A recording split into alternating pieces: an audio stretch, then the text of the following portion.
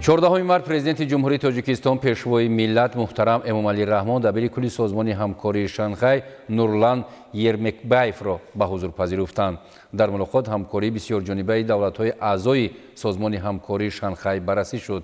Президенти кишвар муҳтарам Эмомалӣ Раҳмон аз фаъолияти пурсамари созмон давоми 24 сол ва ҳамкории кишварҳои аъзо изҳори қаноатмандӣ намуданд. Таъкид гардид ки Тоҷикистон аз раванди навсозии ҳамаҷонибаи созмони ҳамкории Шанхай ки бо қарори сарони давлатҳои аъзо оғоз ёфтааст, фаъолона дастгирӣ менамояд. Ба рушди ҳамкории кишварҳои аъзо дар соҳаҳои тиҷорат, иқтисод, молия ва бонкӣ таваҷҷӯҳи зиёд зоҳир гардид. Масъалаҳои таъмини амну субот, мубориза бо терроризму экстремизм, сепаратизм, ҷинояткории созмонёфтаи фаромилӣ ва афзоиши таҳдиду хатарҳо ба минтақа аз мавзӯъҳои муҳими суҳбат буд. Ҳамчунин оид ба татбиқи стратегияи рушди иқтисодии созмони ҳамкории Шанхай то соли 2030 ва аҳамияту афзалияти ташкили маркази зидди маводи мухаддири созмони ҳамкории Шанхай дар шаҳри Душанбе табодули афкор сурат гирифт.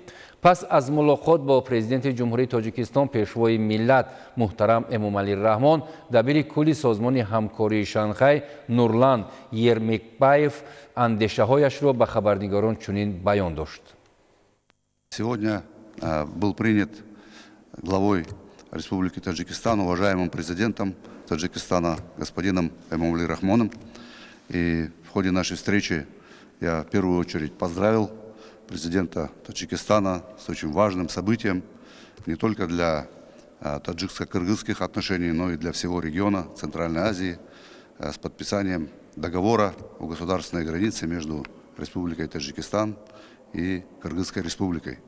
И незамедлительно после этого важного события Шанхайская организация сотрудничества приняла и выпустила заявление, в котором отметила особую значимость этого события и расценила это как ценный вклад в обеспечение мира и безопасности в регионе и на пространстве ШОС. Кроме этого, также я поздравил с успешным проведением 2 марта выборов в парламент Республики Таджикистан и поблагодарил за постоянное внимание к сотрудничеству в рамках Шанхайской организации. Республика Таджикистан очень активно работает в рамках ШОС, и только за последние несколько лет глава Таджикистана в ходе заседаний Совета глав государств, а также, видимо, по поручению президента Таджикистана на уровне министров иностранных дел, на уровне других отраслевых министров, Таджикистан выдвинул очень много интересных, важных инициатив и предложений. Эти инициативы, предложения, большая часть их сейчас реализуется государственными членами ШОС, а другая часть активно изучается. Но я хотел бы отметить такие наиболее, может быть, актуальные инициативы, как создание специализированного антинаркотического центра в Душанбе, который бы занимался предотвращением и противодействием незаконному обороту наркотиков в комплексе совместно со всеми государствами-членами ШОС. Сейчас это очень актуальная проблема, и такой антинаркотический центр планируется создать в рамках общего механизма противодействия вызовам и угрозам не только на пространстве ШОС, но и в целом в глобальном масштабе. Кроме этого, Республика Таджикистан выступила с инициативой, и в 2023 году была принята стратегия экономического развития ШОС. Это документ, который обобщает концептуальное видение государствами-членами ШОС направлений и планируемых результатов экономического сотрудничества, которое охватывает и торговлю, и инвестиции, и транспорт, и промышленную кооперацию. Кроме этого, Таджикистан инициировал создание специальных механизмов, таких как встречи антимонопольных ведомств, в ходе которых они обмениваются мнениями и опытом. Это встречи министров промышленности. Вот такая встреча очередная планируется в апреле текущего года. Это механизм встречи аудиторских органов. И особо хочется отметить инициативы уважаемого президента Таджикистана в области сохранения ледников и водных ресурсов. Только за 20 лет было принято около 10 резолюций Генеральной Ассамблеи ООН по этим вопросам.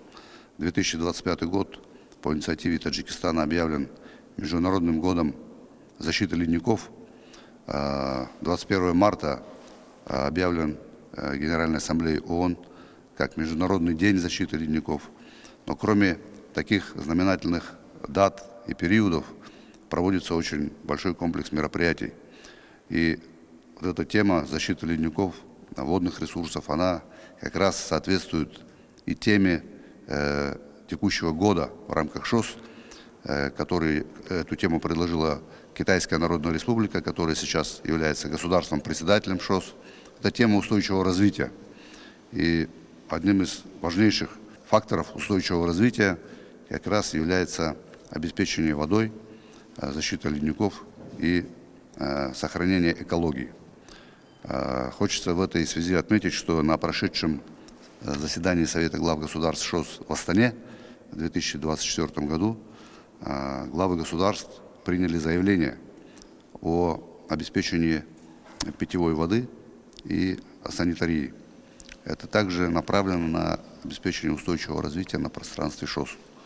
В целом, в ходе беседы с уважаемым господином президентом было особо отмечено, что документами ШОС и договоренностями наших государств-членов предусмотрено, что Центральная Азия является ядром Шанхайской организации сотрудничества, и была подчеркнута важность и актуальность совместного содействия укреплению не только безопасности, но и промышленности, экономики, транспортной взаимосвязанности в Центральной Азии и с расширением ее на весь ареал Шанхайской организации сотрудничества.